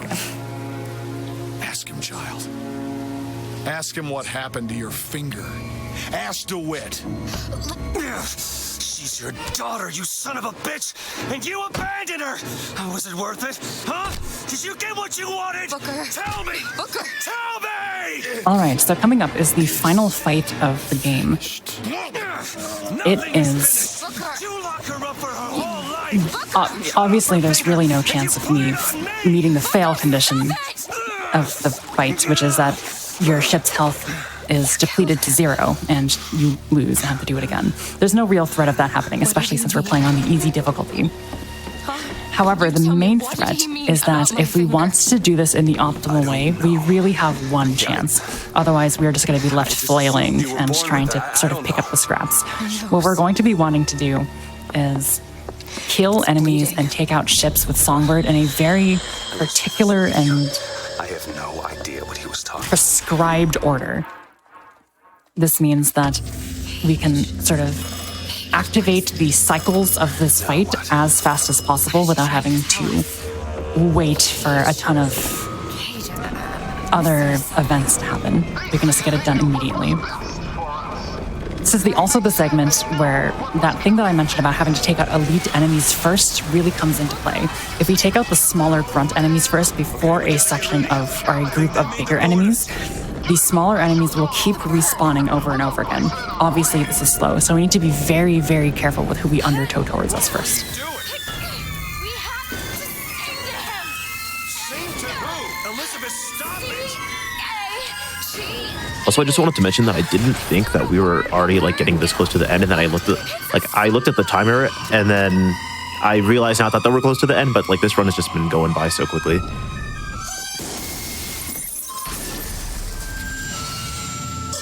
It's a bit of an interesting run to do because there is so much concentrated in very short amount of time, but the segments that there is really nothing to do have a tendency to feel a little bit long. But the fact that the ending of this game, I guess the middle section of this game, just goes by trick after trick after trick.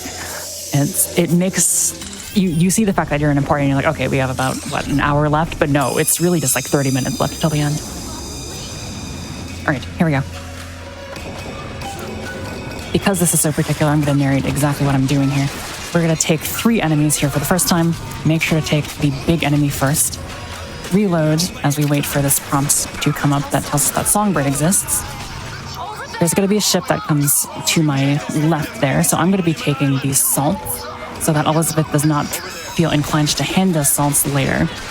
Now that we've taken those things, Elizabeth is going to be less inclined to give us something. And there's going to be a ship that comes directly to my left here. I'm going to want to make sure that I take it out as quickly as possible. It doesn't look like I quite got it. No, I got it on that second shot. That's really, really good. This allows me to pull all 3 enemies off from this ship. Nice. And ideally, it allows me to pull all 3 enemies off of this ship. I think I pulled 2 off of each of them, so I think there's just 1 each left from each ship. Yes, there is. This is really good. Because we took out this ship immediately, we actually get to spawn the second wave of enemies already. We don't actually have to wait to take out that ship, which would otherwise be a huge problem for us. We're going to set 2 fireball traps here. This will not kill the big enemies outright that spawn in this next segment, but it will do a lot of damage. So we're going to want to take out the Zeppelin first with Songbird. The Zeppelin. 2 motorized Patriots will be sent in here. We're going to drag them in, do 1 shot. They will eventually die to the vulnerability. There are 2 enemies on this ship coming up to my right that I must kill before taking out any other enemies, they are classified as elite enemies for the purposes of this fight. And then we can use Undertow to take out the remaining stragglers, including this ship.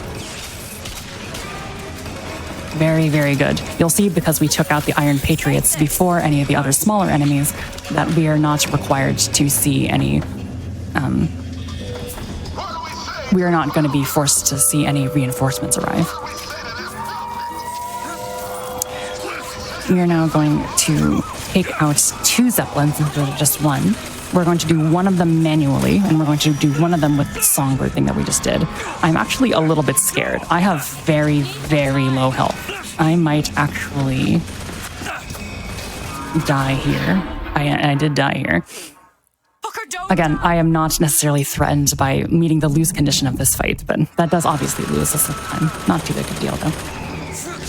Oh, now you want to give me health. Thanks, Elizabeth. Very cool. No, that's okay.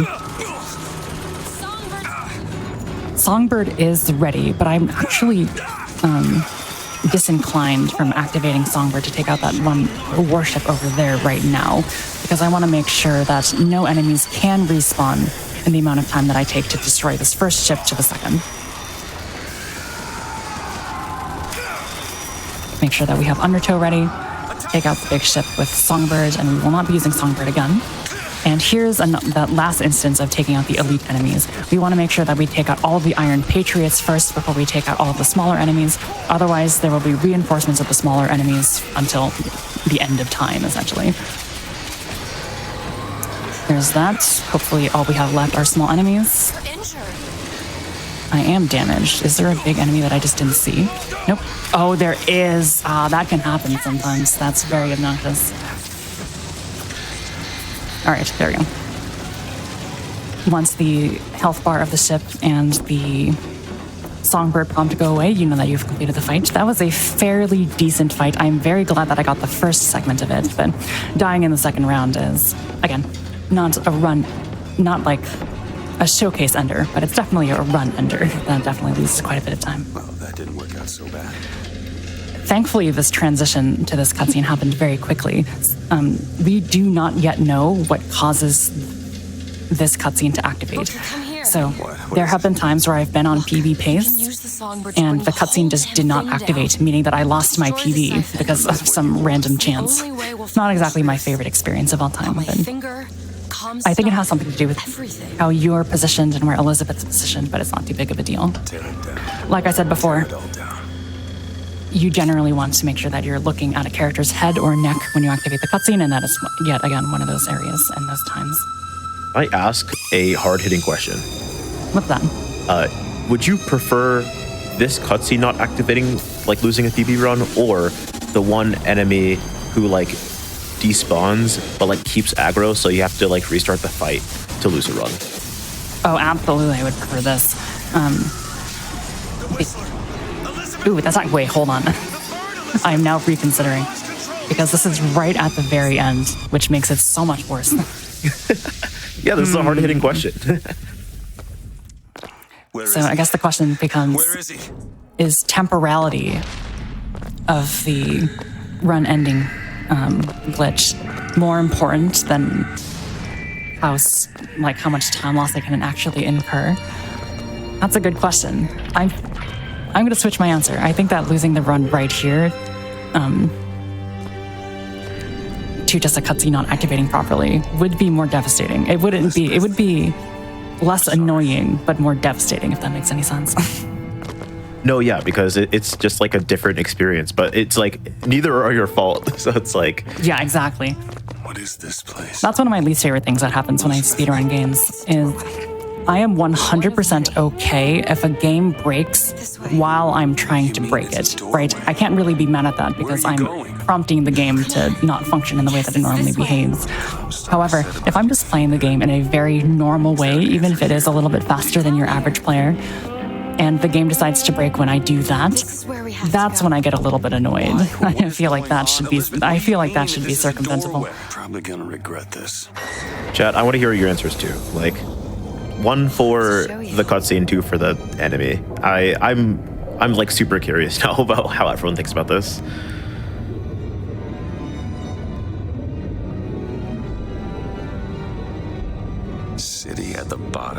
Promotion. There's also a question from earlier asking how long it took to learn this run. How long it took to learn this run?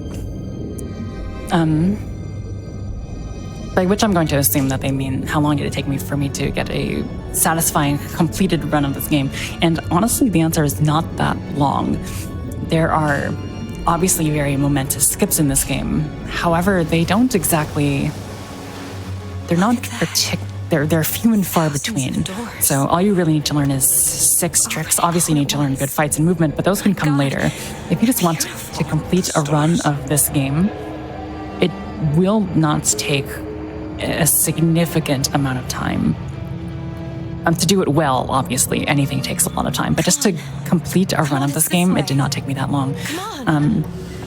I got into speedrunning during the pandemic, and BioShock Infinite, and it was one of those, like, far-off goals that I had. I started by running the DLCs to this game instead of the main game. But I was just surprised by how much, like, even short bursts of practice can just really make something more consistent. And with a game that doesn't have too many big tech things to really think about, I think that really aided my ability to learn this fairly quickly.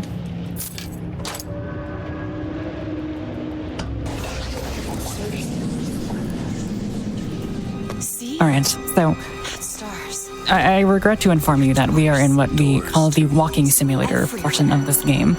This game decides to end with a 12-minute long unskippable cutscene where you are in full control the entire time. So we cannot simply say you have completed the final fight. You can end time there. We are every single speedrun of BioShock Infinite must end with this very lengthy cutscene because you have control. You can technically lose time, right? So, there are a couple things that we have learned that can expedite this process a little bit. There is one final PC skip that you can do where you are able to skip a little bit of collision. I think it's in this area here. It doesn't save that much time, but it's, we'll take what we can get for an area like this.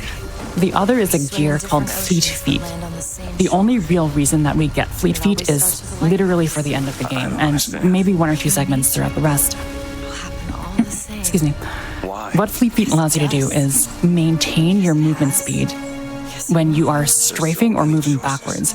You'll see that even when I'm in my running mode, I'm not actually able to move very quickly. However, that speed cap was not applied to Fleet Feet. Fleet Feet overrides the speed cap that normally is incurred in this area. So by having Fleet Feet equipped, we actually just moonwalk our way throughout the rest of this ending segment. We just walk backwards the entire time because it's just faster than walking forward because your speed cap is only capped when you're moving forward. Wait a minute. I know this place. I was here. It must have been 20 years ago. Right but since we're playing on Gearless and do not have access to Fleet Feet, it doesn't really matter if you walk forwards or backwards because your speed is going to be capped to the same velocity no matter what. There should be a category section where it's gearless, but also with Fleet Feet.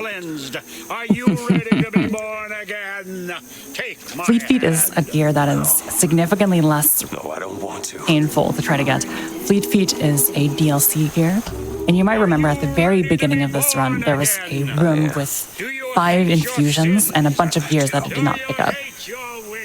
Fleet Feet is one of those gears, so every single run has access to Fleet Feet. You don't have to do the RNG rolls that you would normally have to do for Hilverner's Hat or Drop Cloth or something like that. Unfortunately, yes, this is gearless, so we don't have access to that. There are other gears in that room that we do pick up and do see some minute use throughout the run. One is called Sugar Rush, which I think I've mentioned before, which gives you a small speed boost when you pick up a food item. Obviously, this is good for the speedrun. Movement is always going to be king more than anything, right? The other one is Handyman Nemesis, which is very niche. Only some people really use it. I am one of those people. What it does is it lets you do extra damage to handymen. What of my debts? It is dubious how much time picking up Handyman Nemesis actually saves, because you are able to take a handyman fairly quickly with Murder of Crows. The girl for the debt. But in runs like, for example, low percent or gunless or glitchless, where you do not have the damage output that you would normally have for one of the more glitched runs, one of the more expedient runs, you might say. Handyman Nemesis is really useful because even though you don't fight that many handymen in this game, when you do fight one, they can be really devastating. So I pick up Handyman Nemesis for those as well. Go ahead. No. You can wait as long as you want. Eventually, you'll give him what he wants. This door is... All of this. This little cutscene activation is a little bit scary, I will say. All the doors. There was one run that I was doing. I don't think I was on PB. I might have been on PB pace, actually. One of my mods, who I know are in chat, maybe can fill me in. I was running this game, and I activated this cutscene that starts when I say yes to opening this door. And the game just soft-locked. It just died. It did not let me open the door. My run was dead. I had to restart my checkpoint. And like I already said, checkpoint resets in this game are devastatingly evil. They're not very charitable. So that was just run dead immediately. There are a couple other times where this game breaks like that. You might remember when we picked up Shock Jockey from Colonel Slate all the way back in the Hall of Heroes. I have had one or two times where I go to pick up Shock Jockey and interact with Colonel Slate, and he does this thing where he stands up and soft locks the game. No counterplay. No ways to avoid that. Just some weird game-breaking glitch that prevents you from meeting your PBs and stuff like that. So that is definitely... there is a little bit of trepidation that I have whenever I do a speedrun of this game, because I'm like, what is going to break this time? Luckily, things that do break are rare, but even rare implies that they happen at least once, right? And who knows, I could be saving 2 minutes over my next run, and something just happens, and I'm forced to deal with the consequences. Not my favorite thing, so. Otherwise, this game is very consistent. So in this cutscene, actually, we are allowed to turn, which gives us access to this door where Booker's daughter Anna was being kept a little bit earlier. Activating doors in this final cutscene segment is a little bit interesting, because if you're far enough away from the door and also in line of sight, you are instantly teleported to the door. Normally, as we've discussed, that would not be a great thing, but because you move so slowly in this final segment, we will take any time save that we can, including being warped to the actual next cutscene.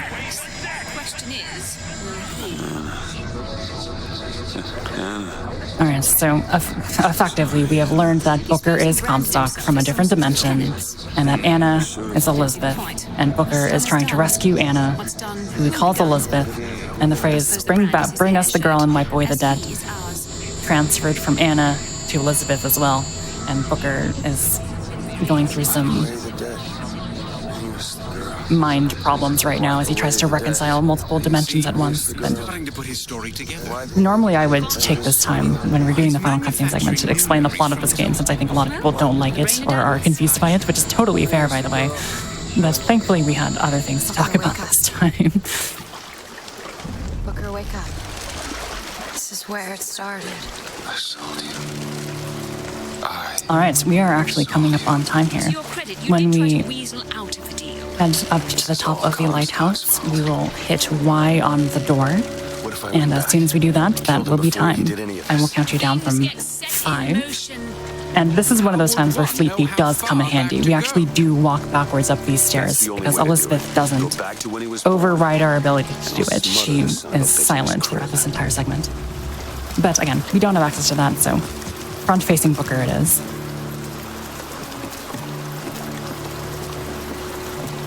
Alright, time will be coming up in 5, 4, 3, 2, 1, time. GG's. Thank you very much. This is what you want. I have to. And that's been BioShock Infinite, 90% gearless for the Nintendo Switch. A little bit of a niche run of BioShock Infinite. Again, you're probably more used to PC runs and runs that use the HRH mod. But I contend that there is still a lot of fun to be had with sort of lesser-known versions of speedruns. So I know that console and PC splits are very common for a lot of speedrun games. I would encourage you, if you see yourself running a game that you think is really cool, but you don't have the absolute fastest time on PC, give console a try.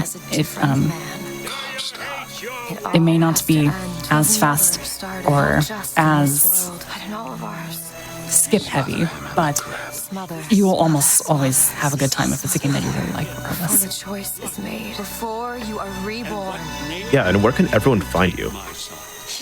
Yes, I've been a variety pack. You can find me, I stream on Twitch at _variety_pack. I also have a YouTube channel where I make various video game arrangements with my very limited instrumental knowledge, but classical training. So if you're interested in hearing some pretty cool arrangements in my, if I may say so myself, then yes, my YouTube channel is where you can find me as well. Yeah, absolutely support Variety Pack. Please. They're so awesome. But with that, BioShock Infinite is done. And there will be not very much left of me for the rest of the day. I'm making a sad face and you can't see it. But right now, we have a little bit of a longer break than you might be used to. But for the first time in AAPI Heritage Month event history here on Hotfix, we have an interview right after this, and then we're going to be getting into Chrono Cross with Sanjan, with Etchy on the host mic. So it's been fantastic. It's been great. But after the interview, I won't be seeing y'all again. But yeah, we'll be back in just a couple minutes with that interview.